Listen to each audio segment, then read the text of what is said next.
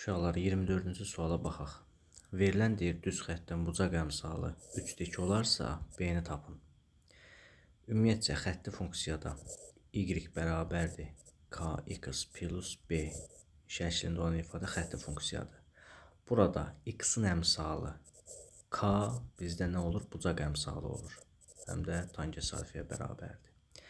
Biz bu verilən ifadəni bu şəklə gətirməliyik. Ondan sonra düz xəttin bucaq əmsalını 3-2-yə bərabər edib B-ni tapa bilərik. Burada mənfi BY qalır.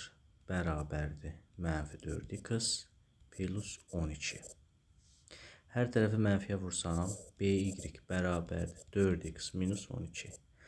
Buradan deməli, y nəyə bərabərdir? 4x böl b çıxılsın 12 böl b. Bizə deyir axı, 3-2 olarsa, burada x-in əmsalı 4 böl b deyilmi? 4 bölünsün b bərabər nəyə? 3-2-yə.